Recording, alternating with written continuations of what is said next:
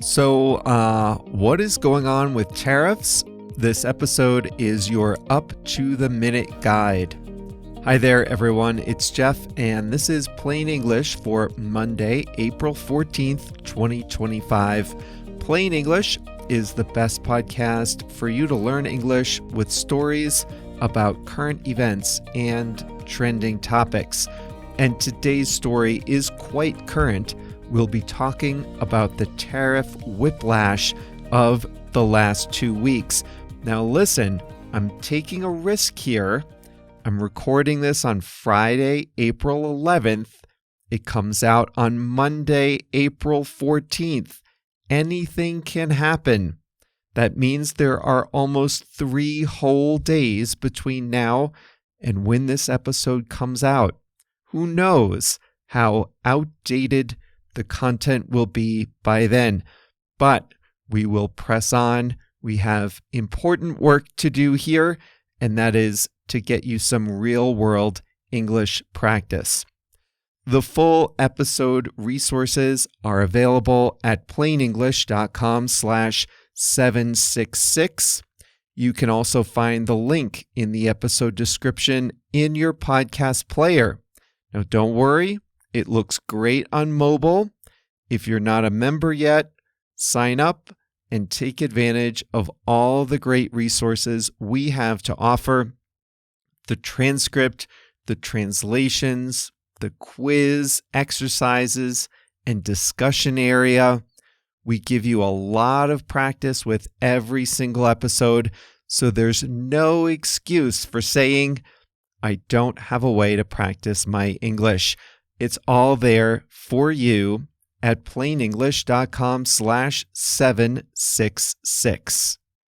Before we start today's story, I'd just like to remind you that the podcast is just one part of how we can help you upgrade your English skills. At plainenglish.com, you can make faster progress with active learning strategies.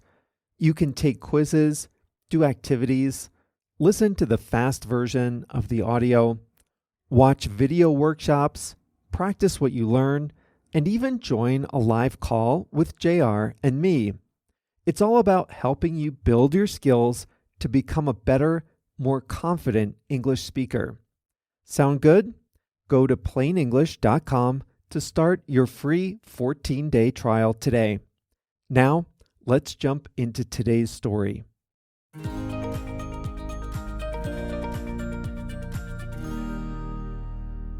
The last 2 weeks have been a wild ride for the world economy. On April 2nd, Donald Trump gave a speech in the Rose Garden outside the White House. In that speech, he held up a chart showing the tariffs that he would impose on America's trading partners. Pretty much every country in the world except Russia and North Korea. A tariff is a tax on imports. So the new tariffs would immediately make goods imported to the United States more expensive. And it would cause a dramatic scrambling of global trade in physical goods. Tariffs were imposed on imports from 200 economies. Most got a flat 10% rate, but some got much higher tariffs. In his speech, Trump called the tariffs reciprocal. The implication was that other countries were cheating America and that tariffs were needed to level the playing field.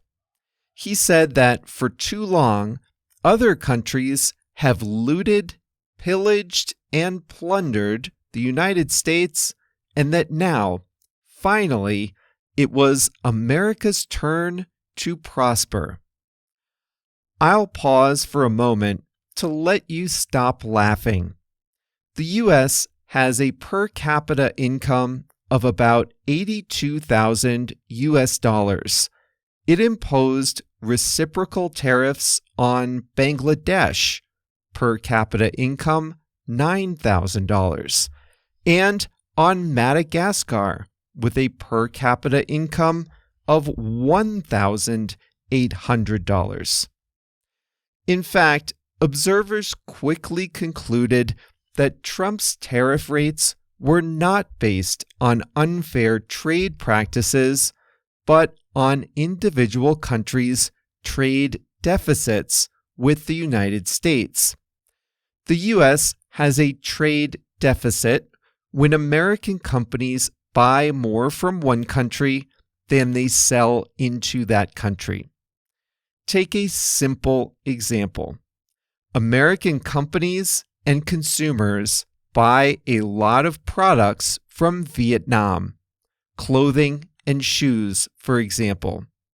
But Vietnamese companies don't buy a lot from the United States. That means the U.S. has a trade deficit with Vietnam. This makes sense. Americans buy a lot of t-shirts from Vietnam, but Vietnamese, understandably, don't buy a lot of Teslas from America.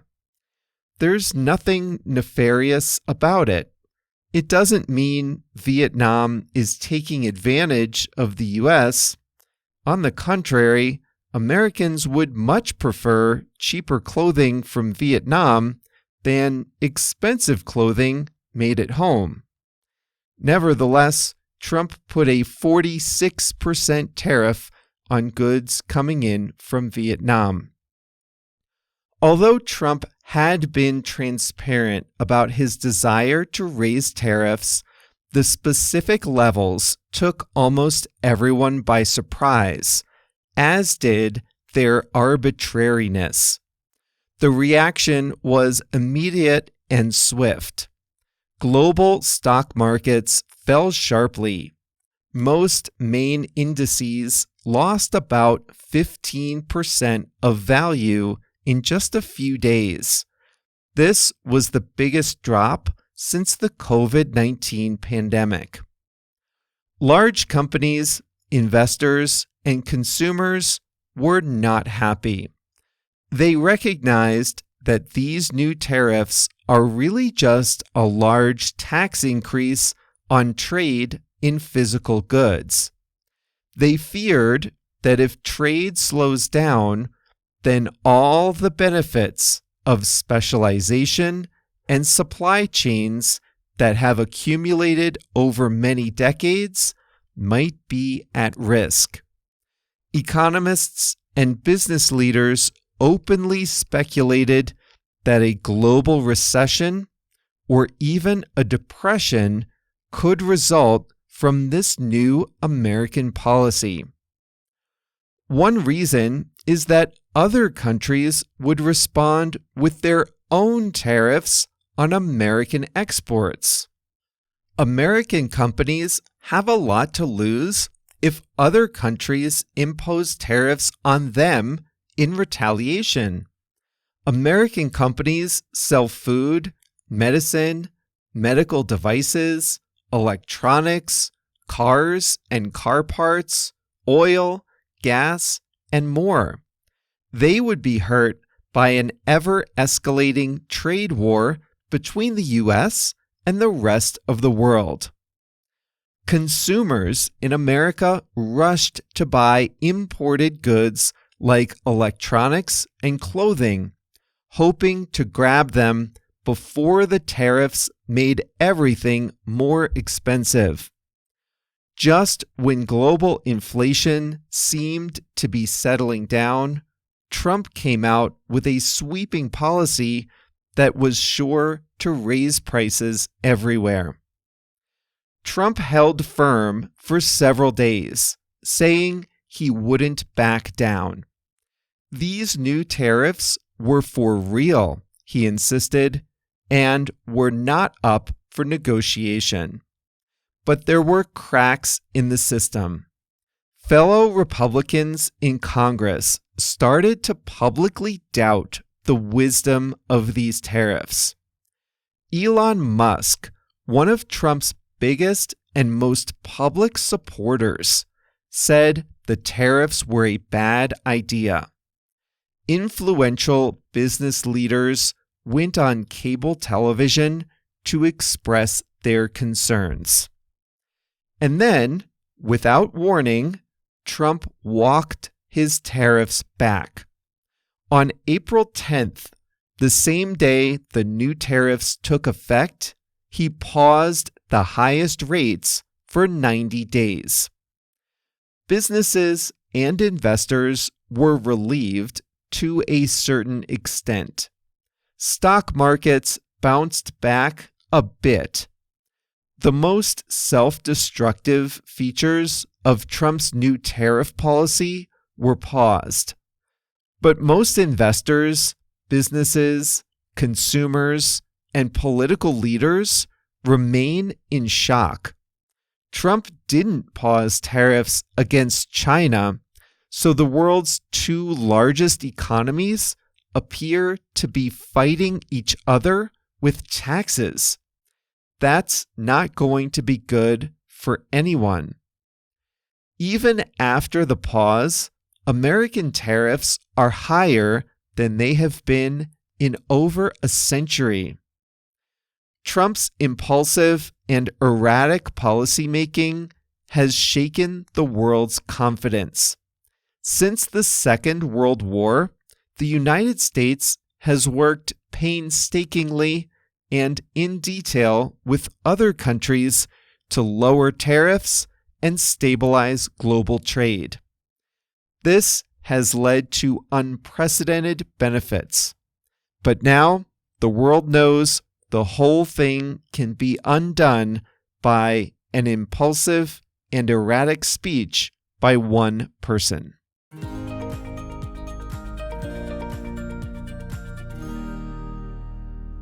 The chart Trump held up in his Rose Garden speech is, if nothing else, a good geography lesson.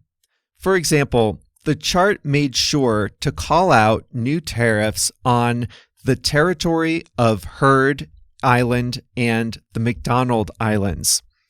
Now, I am pretty good at finding things on a map, but even I didn't know about the territory of Heard Island and the McDonald Islands. It turns out that these islands are a territory of Australia, about 4,000 kilometers away from the nearest city, Perth. They are almost in Antarctica. Now, I was worried about the poor people in the territory of Heard Island and the McDonald Islands. I mean, it's bad enough to live a 2-week boat ride from the nearest city. Now they have to pay a 10% tariff? It's right there on the chart Trump held up in the Rose Garden. But then, to my relief, I learned that these islands are uninhabited. That's right, nobody lives there. Trump made a special point to impose tariffs on an island full of penguins and seals. In case you're counting, we are not yet 3 months into Trump's second term, less than 3 months out of 48. That's all for this episode of Plain English. We try not to dwell on the day-to-day here, but this was the biggest global story since probably the pandemic. So I figured we should talk about it, get you the vocabulary you need to think about the issue and talk about it in English. This was episode number 766. So the full episode is at plainenglish.com/766. We'll be back on Thursday with, I promise, a lighthearted and delicious episode. See you then.